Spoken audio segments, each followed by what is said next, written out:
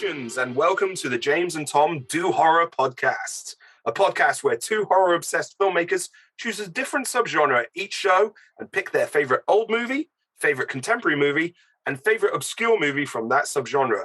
I'm Jimmy P of Mad Science Films, filmmaker and sexual astronaut, and I'm joined by my fabulous co-host, Tom Hughes, and I run Ritual Video, which is a music video production company. So cheers, Tom. So this week, Tom has chosen the subgenre. So Tom, what subgenre have you chosen and why did you pick it, mate? So I thought to start for the first episode, we need to do something that we both love and we both know really well and we've both been watching for a long time. So I thought anthologies would be the way to go because there's so many amazing ones over the years. And yeah, I just thought it'd be a good place to start. Yeah, nice, mate, nice. We're coming up to the Halloween season, and for me, as a kid growing up, like I'm an 80s kid, going into the 90s. Yeah. Halloween time, back on like BBC Two and stuff like that. They used to show those old Amicus anthologies. I don't know if you ever saw any of those. Yeah. Yeah, man, I absolutely love those.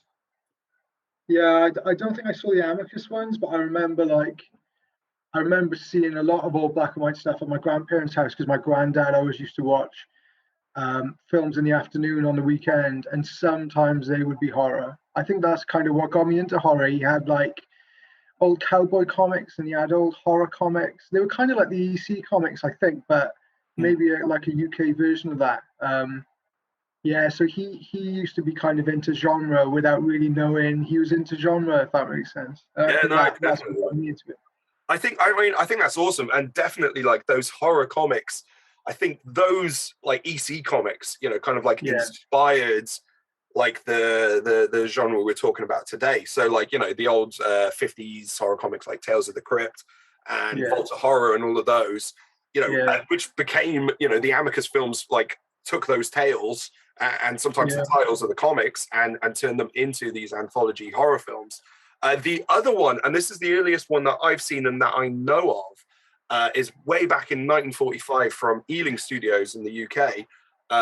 They did a film called Dead of Night. I don't know if you checked that one out, but that's considered like, the granddaddy of them all as well. So I think, those horror comics in the 50s and then, back in 1945, this black and white one kind of created like the horror anthology as we know it. And growing up, like what's weird is like as a kid I saw all of these and I don't even remember the titles because they were just on TV. So like I remember some of the stories, and it was only when we were rewatching some of this as research for the show that I was just like, oh yeah, I remember that, and that's what that was in and all of that. So no. And the stories were always really cool, morality tales. Yeah. Like I remember there was one, I think it was in one of those Tales of Terror, or like I think there was one called Tombs of Terror as well, and there was one where like a guy who'd like been jealous of his brother while he was alive and wanted all his riches and stuff, and then stole all his riches after he was dead, and then his brother came back as a zombie and like kind of like drowned him in all the jewels and stuff that he stole. And they're always like these amazing like kind of morality plays about what you should and shouldn't do. Definitely, yeah. And I think that's what's awesome is like again, you've got this film, which I think then also helped inspire the comics. Then the comics inspired the 60s and 70s movies. And then, jumping forward then to the 80s, you've got like Stephen King and George Romero massively also inspired by those comics. And they come up with like the Creepshow movies and Tales from the Dark Side. And then those are so successful that basically there are TV spin-offs and like a bunch of low-budget filmmakers like ourselves decide let's try rip off the formula to degrees of success. And like when we talk about like, I think we've both got some like honorable mentions. I'm going to throw up some of these really, I'm not going to be negative, but really interesting low-budget movies which kind of steal the formula and maybe not as successful as say like something like Creepshow or whatever. So okay. So if let's get rolling then, mate. So if we do old movies first, Tom, what's your old movie choice of the horror anthology genre? So my old movie is Black Sabbath by Mario Bava. Nice. Awesome choice, mate. Awesome. Yeah, yeah. You told me this, and I was like, ah, shit, I've got to come up with another one. Oh, you're gonna go for It's definitely up there, mate. But yeah, you tell us why you've chosen this and why people should check this one out. So Bava's one of the. He's probably one of my favorite directors. Actually, like when I started making films, I was into a bunch of like contemporary directors or '90s, early 2000s kind of underground horror filmmakers. And then I think I saw The Whip and the Body or Black Sunday first, and then I kind of went back and watched through a bunch of his stuff, and he's literally amazing. Like, as far as somebody who's shooting their own stuff and directing at the same time and lighting their own stuff and writing their own stuff, like, he is kind of the version of a low budget filmmaker, but in the 60s and 70s. And he was a DP for like 20 years, like a commercial DP, before he started making his own films. He was shooting ads, and then he was shooting other people's films, and he was lighting, presumably, even though it was kind of a funky era with the 50s or 60s, he was probably still lighting stuff relatively safely and commercially. So then by the time you get to something like Black Sabbath or Blood and Black Lace, he's putting color gels on every light he can find, because he can finally do what he wants, and lights moving and lights dimming up and down. And so yeah, I knew when it was something older we were looking for, I was like, I have to do Bava, because he's so influential, like, as far as his influence on giallos and like 70s Italian horror, and then so many modern films. Even the modern one that I picked for my pick today is like, the way stuff's lit, the color schemes, everything that is horror light in these days pretty much comes from that one guy, I would say. And he's just mind-blowing. And the stories are like classic, kind of similar to the morality plays we were just talking about, Yeah, definitely. I mean, yeah, I had a similar kind of trip, finding Bava. Through me, it was like via Argento. Like, I had a really shit VHS copy of Suspiria, which was like pan and scan. So, completely butchered. That's the worst. Yeah, completely butchered the look of it. Yeah. But even watching it through like 4:3 ratio, and like, it was just pan and scan right in the center. So you had these massive close-ups of eyes, but you wouldn't even, you'd basically just see the bridge of the nose. Yeah. From that though, like, I was like, I could tell it was great. And then from there I found out about Bava. The first one I saw was Blood and Black Lace, and that absolutely blew me away. And I was just like, I didn't know films could look like that. And it also blew me away that this was back in the 60s, let alone, like, they could achieve it nowadays, let alone way back then. And then from that, stuff like Black Sabbath, Black Sunday, all of those films. What I love about Black Sabbath is just how much fun it is. And I think that's one of the great things I love about horror anthologies in general. Yeah. And that comes back from like the EC comics is, the morality tales, but they're fucking entertaining at the same time. The whole point is just to keep you like, kind of gripped. And like Black Sabbath, has this great, like different types of tales.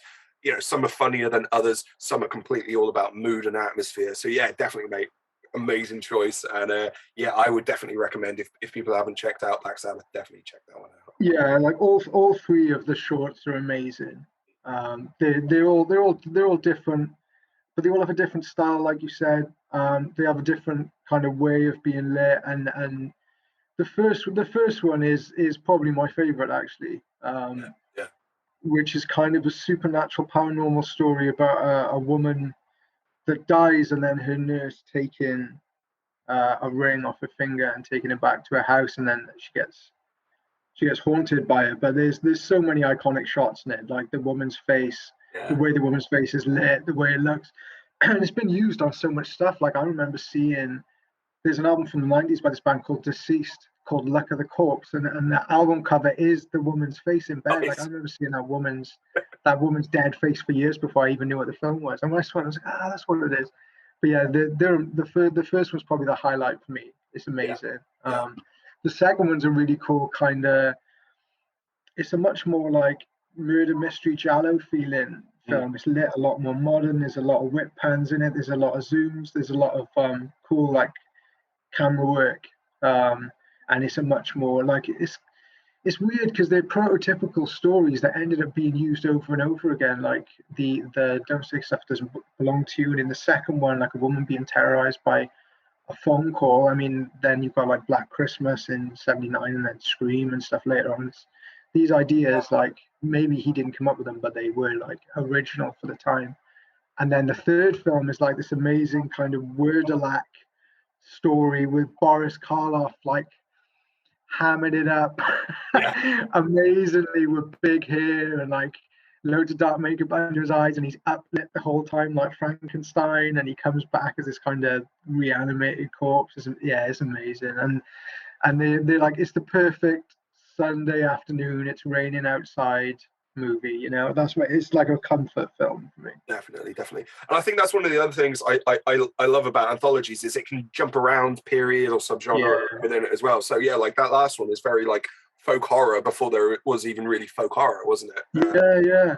It's cool how the main thing I love about good anthologies is how the tone carries between every film. Like there is an overall feel. Yeah. And that feel is carried in all the films, which means, you know, the directors are on the same page. Obviously, this one's all the same director, but it does help, like, the kind of the bad rap that anthologies get for like the patchiness and the disparity and like quality between sections or whatever. Obviously, you don't get that with this because it's all the same guy, but it also has the same feel. Like all of it seems to be set in the same world, even though the telephone story is kind of more modern than the others. Yeah, definitely. And I think, doing this, I noticed the stronger anthologies were, if it wasn't the same director, as you say, like there's a theme going through it, you know, so it's not just random shorts brought together. Okay, that brings me very nicely onto my old selection then, mate. So from 1975, we've got Trilogy of Terror, which is actually a TV movie directed by Dan Curtis, who directed the old Kolchak Night Stalker TV movies. Now, have you seen Trilogy of Terror, dude? No, I tried to watch it yesterday when you said about it. I couldn't find it anywhere. I was like, oh my God, I cannot watch this movie. I've heard of it though, but I've never seen it. Yeah, it's worth, I mean, you can get like shitty old DVD copies for a couple of quid off Amazon. So I do recommend, trying to track it down that way. What's brilliant about it is all the stories directed by the same guy. They're all based on stories by Richard Matheson. So, you know, horror legend wrote like I Am Legend. And he also did the original story that inspired Duel, directed by Steven Spielberg, which is still my favorite Steven Spielberg movie. So the other part of it, which is absolutely amazing, is that all three stories in the anthology star Karen Black. So Karen Black, probably best known to audiences nowadays for like working with like Rob Zombie and all of that. But in this, it's an amazing showcase of like her talents and like her range as well. So like each three, she plays very different characters. You know, some she's very much like the femme fatale in control. Others she's very much like the final girl, you know, running away from the monster. For me, the first and the third stories are probably the strongest. The first one, very much just to show off Karen Black and her acting chops, if you like. I don't want to go into spoilers too much, but very much her character starts as one kind of character, and by the end, she's completely 180'd. And it's very much just done in performance. And it's when was it made? This was back in '75. So yeah. Okay, cool. It's a TV movie as well, which again, so it's only like 72 minutes. You know, that tended to be the run time for like TV movies back then. Obviously, American TV was just pounded with TV ads. And then the third one is like pretty much like this African killer doll chasing around an apartment.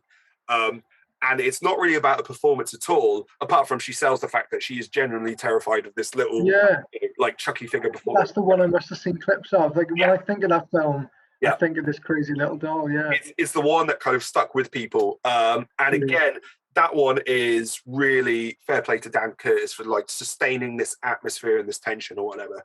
So I definitely recommend people track down Trilogy of Terror however you can get it. I'm fairly sure you can get like shitty, not, you know, it's not the best looking film, but just in terms of performances and stories and it being a lot of fun. It doesn't outstay its welcome. It's only like 72 minutes. So, you're in and out. And definitely worth checking out. Okay, Tom, so let's go with what is your newer anthology film you want to recommend to peeps? This film isn't just... So it was a hard decision, right? Because there are other new anthology films that I absolutely adore that are really, really amazing films. But as far as like influence on me and how much it blew my mind when I saw it, is VHS 2. Because VHS 1 was good. There were some good sections in it. The first section with kind of the vampire woman. There's a cool shot at the end where he gets lifted into the sky. I watched the BTS on that the other day, and they just like put a small digital camera in styrofoam and attached it to like 5 helium balloons and just let it go in the car park of the production company, and then just used the footage from flying up. But 2 was where it really is probably the highlight of the series so far, even with the new one being really good. And the directors are just amazing, man. So you've got Jason Eisner, who did Hobo with a Shotgun. He did an amazing short that was like a minute long with like a diver investigating a ship. I can't remember what it was called, but it was amazing. And now he's doing Dark Side of the Ring on Vice. Yeah, I've been checking that out. But this the short he did for it is absolutely amazing. Then you got Gareth Evans, who's from Wales. I think he's maybe from Pontypridd. I'm not sure. With Timo, I don't know how to say Timo's second name. It might be like Tanato. Pass. Don't know, but a big fan of his other stuff. Like he's got a few of his other films out on Netflix. Shudder. Did he do May the Devil Take You and May the Devil Take You Too? Yeah. They're amazing. There was another one, that the Queen of Black Magic, he might have done, or maybe he produced a similar film. Not sure about Real that. Good though. Yeah. Real good. Yeah. Their section, Safe Haven, is probably one of the best short films I've ever seen. I don't know if I've seen a better roller coaster ride than that half-hour segment in the middle of VHS 2. It's absolutely mind-blowing. The way, like, kind of they do it at the end of the new Blair Witch that Adam Wingard did. It's like it feels like a first-person computer game when you're running through the building at the end, and lighting cues are going off and things are jumping out at you. They do an amazing ride section at the end of that short.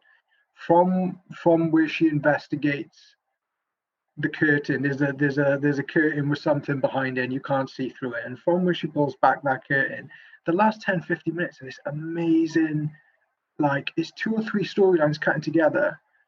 And the gags they're doing, there's a gag where someone just literally explodes at camera. Yeah. I still can't work out how they're doing most of the stuff in it. Like, I know the very end is CG, but there's so much stuff in there that it's just mind-blowingly good. There's like entire rooms of people blowing their heads off with shotguns on cue, you know. And that, like, I watched it again the other week, and I was just like, how as a filmmaker do you even choreograph that amount of stuff?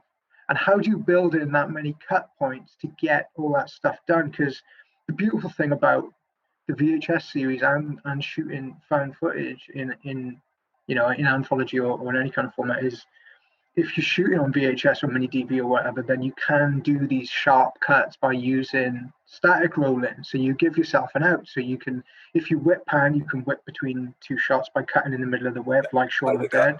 Yep. But if not, then you can literally just put static in and get to the next shot. But if you watch Safe Haven, there aren't that many. It doesn't seem like there's that many cut points. The only time it really cuts is it cuts between story. Yeah. Right. And the other thing they're doing is, if somebody comes at camera, they do this really well in the segment that precedes it by Eduardo Sanchez, who did the Blair Witch Project. His segment is a guy with a bicycle helmet on. And it's an amazing zombie thing. It's like 15 minutes. There's sections in that where someone will grab at him and bite at him, and the camera will touch the guy's head, touch his hair to make the camera go back black, and then he pulls back and he's got like an effects thing on his cheek or whatever, where he's been. There's really, really clever like camera cuts hidden into every section.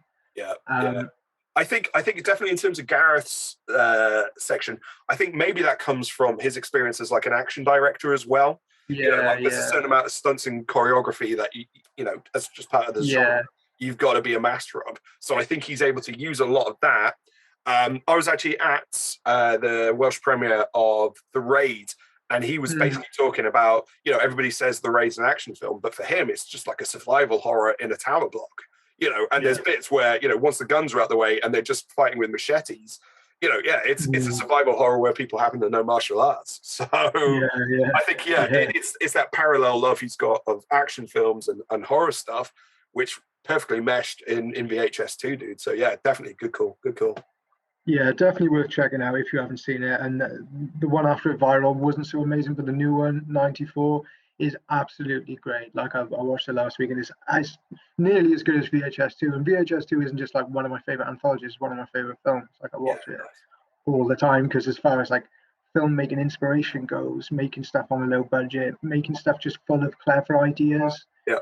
Like they kind of live or die on their ideas. A lot of the anthology stuff, and the more clever you are, the better the film is. And that doesn't really depend on your budget quite as much as other films do, like people are a lot more forgiving, especially in found footage anthologies. Yeah. And look how good, there was only one section that I did mention, which was the first section, which Adam Wingard did and acted in as well. And so I think somebody else wrote it, but he directed it. And the premise is just a guy gets a camera he gets a fake eye put in, but there's a camera in the eye.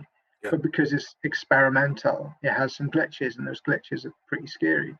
But just how good that idea was, the entire section works really well, just based on how good that idea is.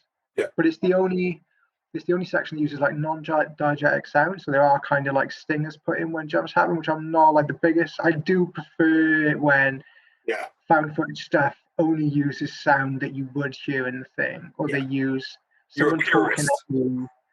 Yeah, I am a bit like I'm making a found footage anthology, and I'm shooting my first section next week, and all of the sound on that is pretty much going to happen in camera. All the door slams, and if there are a few false scares, and they do come from you kind of turning and somebody talking too close to the camera when you're not expecting them to be there, kind of thing, opposed to like a big like boom like stinger or whatever.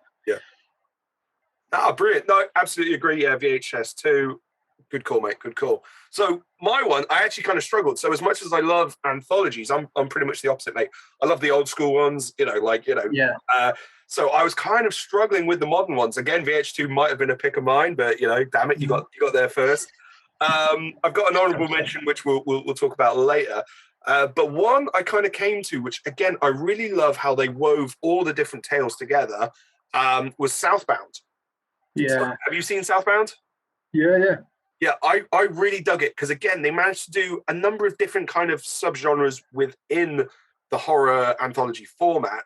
And I just loved the way that they linked some of them together. So there'd be characters, who'd be like the main characters in one of the shorts would end up them being, and again, not to do spoilers, almost a prop in the next section. I know what one you're talking about, and it's brutal. That section is brutal. Absolutely. And I just absolutely loved it. So I think what we were talking a bit about, like the downside of some anthologies is that, there can be a weak link. And although this one was a bunch of filmmakers, I think obviously they spent so much time on pre-production. These weren't random shorts, the idea was fully mapped out, and, Southbound was, always planned to be a feature-length anthology film. So yeah, absolutely smashed it. And again, just like the locale, the supporting character and everything made it such a good watch for me. They all have the same. I mean, the title and all the shorts. They have the same undercurrent of theme that no one ever reveals, which I love. Like I think once you know what it is, you know what it is. And the more you watch it, the more you're like, okay, this is what's happening. But I love the fact that thematically the same thing is happening in every short. But you don't necessarily know until you notice. And once you do, you're like, oh, okay. Yeah. And again, cool. But tonally, you managed to get, so there are some funnier ones, there's some really unsettling ones, and there's some gross out ones as well. Absolutely loved it, mate. Absolutely loved it. And I think, again, it just plays to the strengths of the format. So yeah, I mean, it's one I've only seen twice, but I think it's going to be a regular rewatch going forward as well, mate. So I think I saw it for the first time when it came out, and then the last time I saw it was on TV. I was working on a film in Swansea, and I was in like a crew house with a bunch of people who didn't really like horror. I think it was maybe me and like Derek Nelson there, who were the only people who like horror. And I was like, oh, they were like looking for something to watch. And I was like, oh, Southbound's on, we should watch that. And we turned it on just as the hospital segment starts, which is like the harshest segment of the whole film. And like this room full of people at like 11 p.m. after working all day just slowly dropped off and went to bed one by one as they couldn't deal with it. It was awesome. And I love the biker bar segment towards the end as well. It feels like it's going to be like near dark or something, but then it goes into a whole. That's it. It goes a different way from what you're expecting, which is really cool. I mean, and I think that's great, and again plays to another of the strengths of anthologies that we haven't mentioned is it can go anywhere. You know, like when you're watching a traditional narrative feature film, there are so many like standard plots that you can, and especially as filmmakers who, you know, done their own writing, you can kind of tick off the boxes and you're like, okay, here's end of Act 1, here's end of Act 2. With Southbound, you haven't got a clue. So although there is this narrative through line, it can go any direction. And like I was saying about, you know, one of the main characters of one of the shorts ends up a very, very grisly fate in another short. And like, oh shit, okay. Which you just couldn't get away with doing in a traditional feature film. So Isn't there a link between like the start, the first short and the end short as well in some way? I can't remember, like it was too long ago that I saw it, but I remember being like, okay. Yeah, there's the two people so the film opens with two people like, you know, like on the run, getaway. Driving, and then it links back to find out why. Is that what it is? And it's one of those films, and I haven't done it, and you know what, with I don't have a huge amount of free time, but if I ever do get enough free time, I might actually try watch it on a loop and see what happens. Sometimes those films cool when they do kind of link up. So Southbound, definitely guys worth checking out. So we're going to go a bit obscure now, Tom. So what obscure movie, horror anthology, do you want to kind of put on people's radar? So I was going to go purposely obscure and go like shot on video from the 80s that like camp motion pictures released on big box VHS. But I was like, oh, well, no one would see it. No one know what you're talking about. And I don't even own the VHS anymore to rewatch it again, to think about it. Right. So I went Holidays, that was on, it was on Netflix a few years ago. You can still get it on DVD now. I think it was like 2015. Yeah. But it's a really good, it's a really good anthology, obviously based around the different holidays that are in the years like Valentine's Day, St. Patrick's Day, Father's Day, etc. The reason I went for it, because it was a hard decision again, because there are so many really, really good kind of modern horror anthologies that I absolutely love. But I went for it because it was another one that overall works really, really well, which I think is really hard to find. There are so many anthologies I love with 2 amazing shorts, and the rest are like cool but not cool, or if it's the ABCs of Death, 24 bad shorts and then 3. So like the ratio tends to be kind of whereas this one, there are some shorts that are better than others, but the overall like quality of what's being made, how inventive the directors are, and who the directors are as well, I think was why I went for it. So just in the one thing, Nicholas McCarthy did a section who did like The Pact. I think he's done another horror since then as well. I can't think what it was. Kevin Smith did one. Adam Egypt Mortimer did one who did some kind of hate, and Daniel Isn't Real was the other one. That's the one. Yeah, I really dug that. Crazy film. Yeah, it's cool. So it's kind of the new up and coming horror directors who are in like the US at the time. Most of them are in the US anyway. But there's some amazing sections in it, like the opener of Valentine's Day is really good. Yeah. It has some nice light, and has some nice lighting changes as well, where they're doing things like it's about a girl being obsessed with her swimming coach, and when she's dreaming, they're doing like they're dollying in at her and the lights changing as she's kind of looking, you know, longingly and all this kind of thing. There's some really nice lighting changes and stuff in it.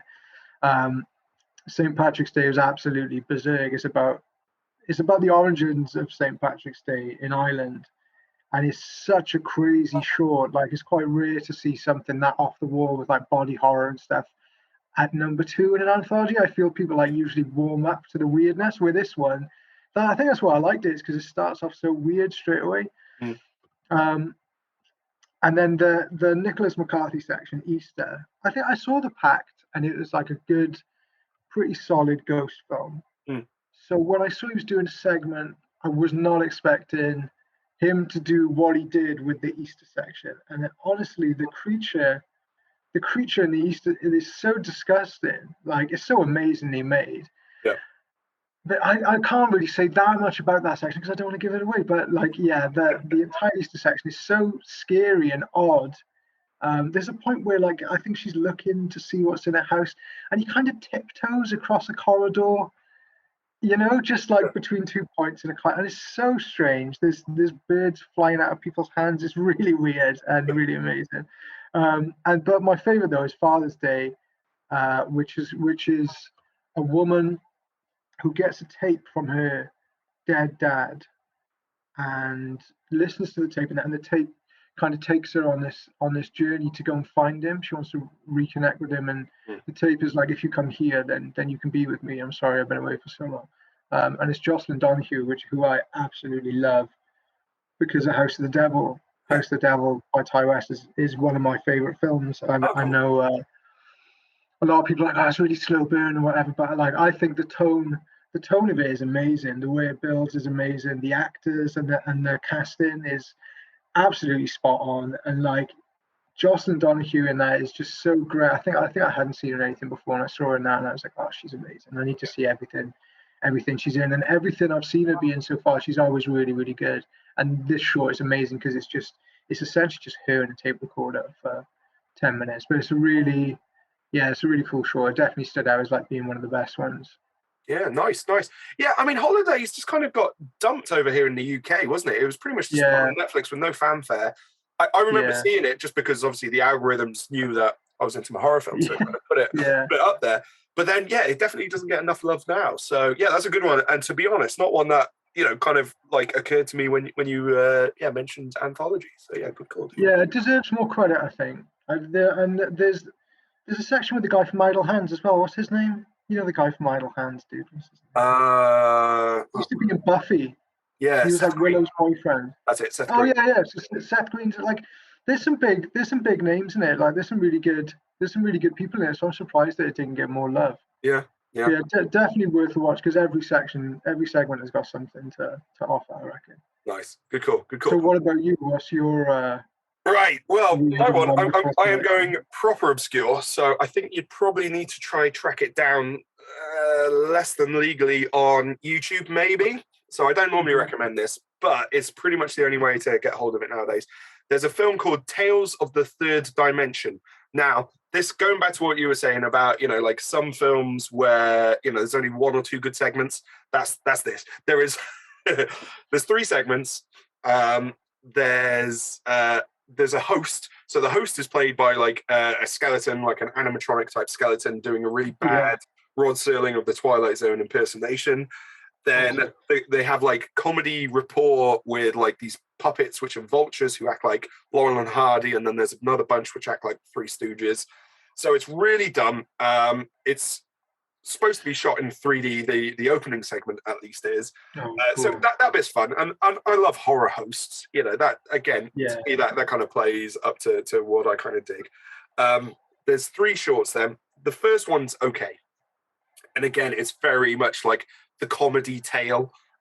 You know, so it's got like, you know, werewolves and vampires in, but it's pretty much just like a gag. So it's got that. The second one is your morality tale. You know, it's about like, you know, grave diggers and all of that, and you know, like body snatchers and all that stuff. So again, but it's, you know, if you've read a horror comic or if you've seen a horror anthology, you know what's happening. So, but it's the last one. The last one is absolutely just mental. So it's some parents drop off their 2 kids while they go off on, you know, like a sunny holiday with their granny.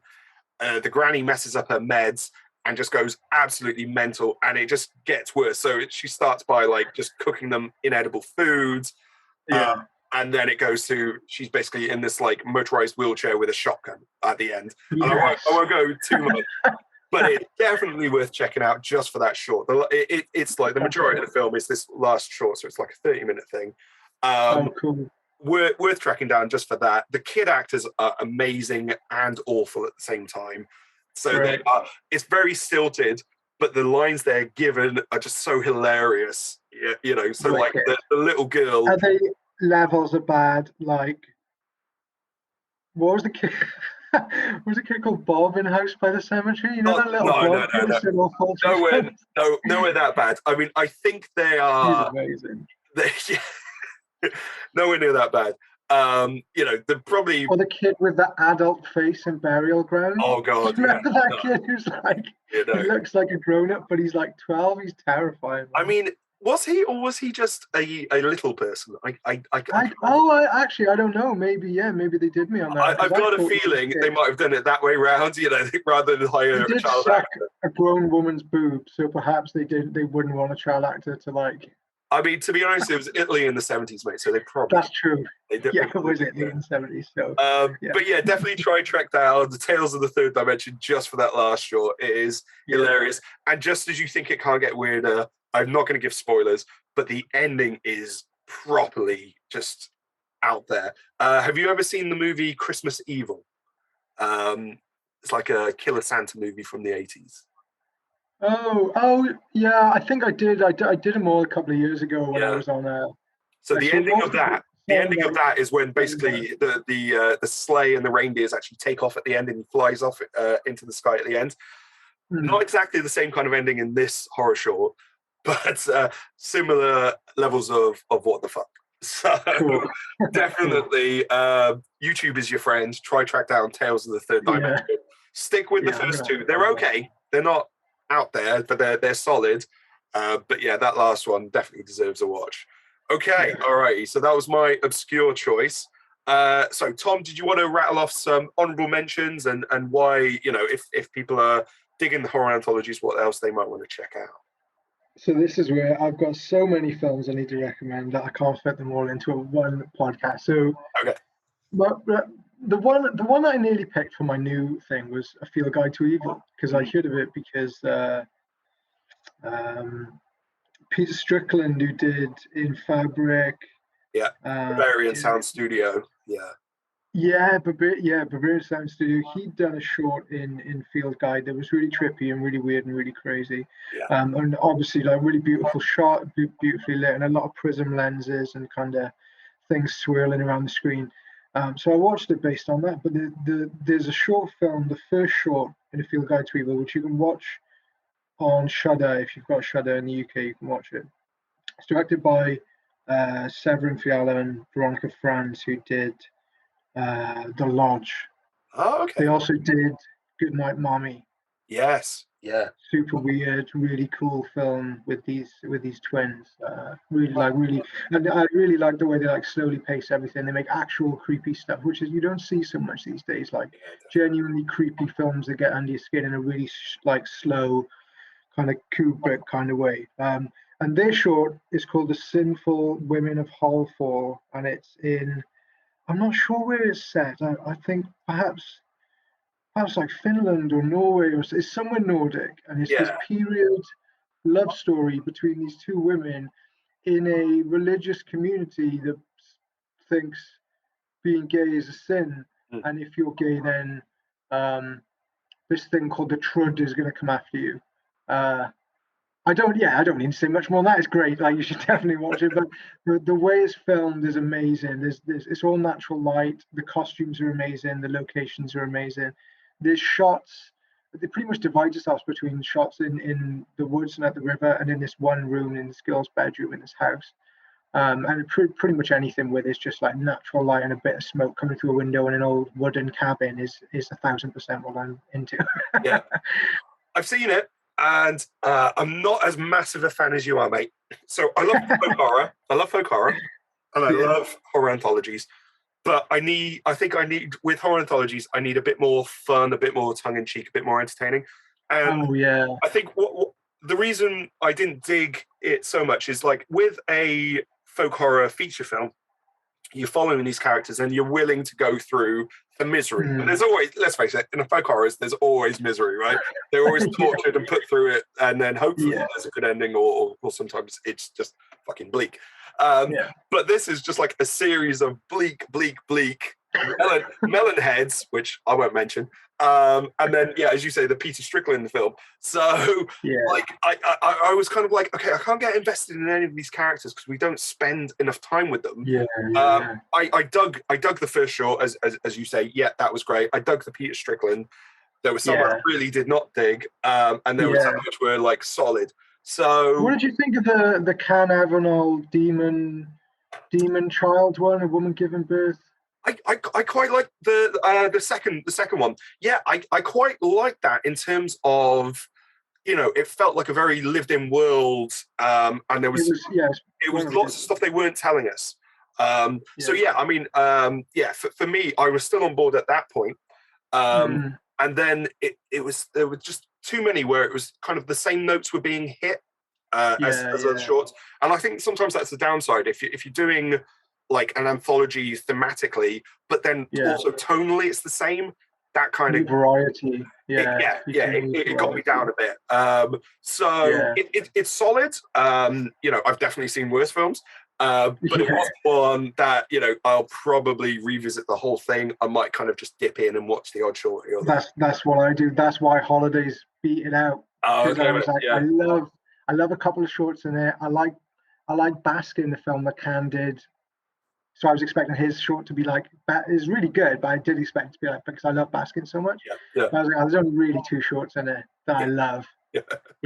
What about you though? What other honorable mentions you almost include? So we talked about it at the beginning, but definitely check out some of those old Amicus horror films, the film anthologies. Like, it's mad to think that like late 60s to early 80s, like very early 80s, this producer Milton Subotsky, right, who's the Amicus guy, was able just to put out like 8 horror anthologies in pretty much just a decade and a couple of years either side. So you got Dr. Terror's House of Horrors, Torture Garden, House That Dripped Blood, Tales from the Crypt, Asylum, Vole Horror, right up until the Monster Club. And the Monster Club is the one I'm going to say is kind of an honorable mention because it was the last one they did. It was like early 80s, and it's set like Vincent Price is this really old vampire who bites John Carradine on the neck, takes him to the Monster Club, whereas this bunch of like monsters and like really bad new romantic new wave punk artists play. So you've got Vincent Price hamming it up. You've got musical numbers from like sub Flock of Seagull type outfits. Then you've got the horror shorts, and what they focus on with the horror shorts is because they realize they've done them all to death. It's like these crossbreeds. So they're talking about, if a werewolf and a vampire have a baby, it's this and da. And they're just, so it's really, and I don't know if it's genuine mythology or if it's just completely made up for the film. It's a bit of a parody. It's very tongue in cheek. And one of the shorts I was saying at the beginning, where I remember one of the shorts, but I couldn't remember what film it is, turns up in there, and it's actually weirdly introduced by Milton Subotsky playing himself. So the producer comes on stage at the Monster Club and introduces this short and kind of says, this is like a chapter from my life. And I'm like, it can't possibly be that, but it got so in 1981 that the downside is like towards the end there are just so many close-ups of really bad Halloween masks pulled over where they're supposed to be actual monsters, and you're like, pick that guy at the back. Like, they clearly by 81 they were really slumming it, and they must have known this was going to be like the last one.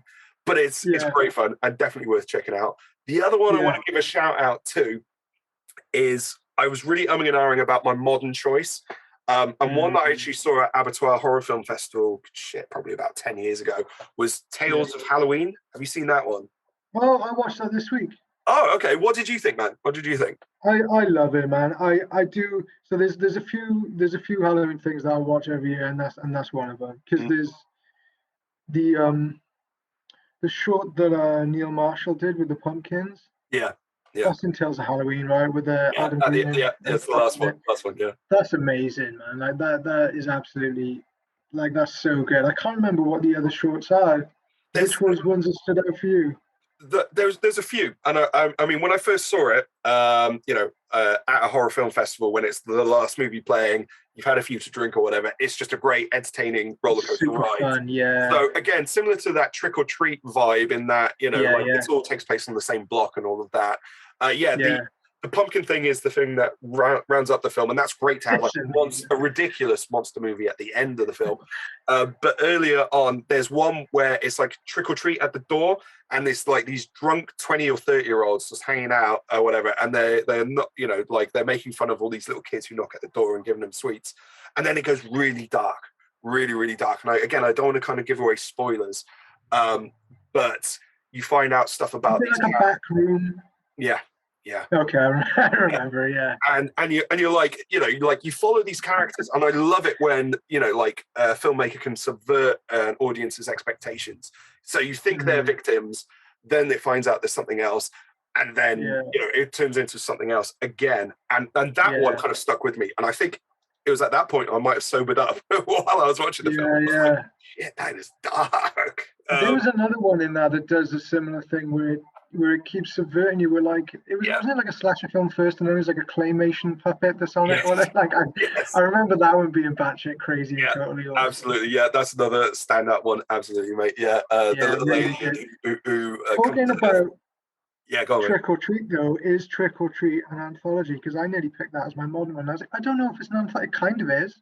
I would say it is. The reason I didn't pick it was I couldn't like track down a copy, and I thought I had it on DVD, and it turns out it was my mate's copy, and I couldn't steal it back. I'll send it to you because I bought it twice, because I watch it every Halloween without fail, the original Halloween and Trick or Treat. Yeah, I would say it's an anthology because of all the different storylines. Now I know it's like weaved through really well. And that's it's too good not to include, you know. It's amazing. Like, as far as Halloween horror anthology goes, if you haven't seen Trick or Treat, Trick or Treat is like an 80s horror film about a dude in a band, isn't it? That comes back the 80s, you know, the Satanic Panic, with Ozzy Osbourne and Gene Simmons, Trick or Treat by Michael Dougherty is one of the best like Halloween horrors ever. I think it's so. Like the feel of it feels like Halloween, and the shorts are absolutely amazing in it. The music as well has got that really magical hocus pocus, you know what I mean? It's got that type of old magical carnival Halloween music. It's amazing. I was also going to do is Scary Stories to Tell in the Darkened anthology, even though it's all one narrative story. I've got to admit, I haven't yet seen it. It's on my watch list. I'm hoping to jam it in. It's good. Okay. Yeah, it is. The scarecrow segment at the start is amazing. It's everything you want from that kind of kitschy 80s Halloween thing, like jocks in starter jackets and flowing fields of corn and creepy scarecrows and the nerdy kids riding their bicycles. You know, it's like it's all like the classic stuff. I think there's maybe three segments to that, but the first one's definitely the strongest. It's amazing. Yeah, and I think they've already decided to go ahead with a second as well, haven't they? So, you know. Oh, cool. That's awesome. Yeah. Did you see the Mortuary collection on Shudder? No, I've let my Shudder subscription expire. I tend to bunch it up because I tend to absolutely rinse Shudder. So I'll do everything. They won't have anything I want for a while. So I kind of dip on once a month every year and then smash it again. Do it all. There's two on there that I've seen recently. The Scare Package, which is a really good Halloween horror anthology. It's a little bit patchy places, but there's some really, really good stuff. There's some cool lighting, some cool ideas. And then the Mortuary collection, who's got, I might be like Clancy. Something, who's the Kurgan in Thailand? Clancy Brown, Clancy Brown is in it, right? And he's this like old mortician taking on a trainee and training her about the place or whatever, and telling her these stories as he does it. And they're amazing. It's such a well-made film. It's really classy. There's loads of really great Steadicam stuff in it. You can tell the director had a really, it has a Trick or Treat type feel with the music, the magicalness. He had a really clear idea of how he wanted that film to come out, and he pulled it off amazingly. There's one shot in the middle somewhere where it's about a one-night stand, but it kind of reverses the roles of what you might think would happen after a one-night stand. And there's a scene where if you're a guy, you're not gonna be able to just relax and pee the same again afterwards. You know what I mean? Like the next time you see your junk after watching it. You're going back because it's really crazy, but it's amazing. Yeah, definitely worth a watch. Those two. Nice one. So that's Mortuary Collection. Yeah. Okay. Next time I'm subscribing to Shudder, I'll put that on the list. Awesome. Okay, I think we've been yapping for a while, so let's start wrapping things up. So, thanks to Tom. Anthologies was our first episode. That was your choice. So, Tom, I'm going to spring a choice on you now. So, our next episode, right, I'm going to go, and this is based on what we've been chatting about today and what you're working on and what I've worked on in the past. Let's go with the found footage subgenre. Okay, you up for that? Awesome. Yeah, man. Yeah. Awesome.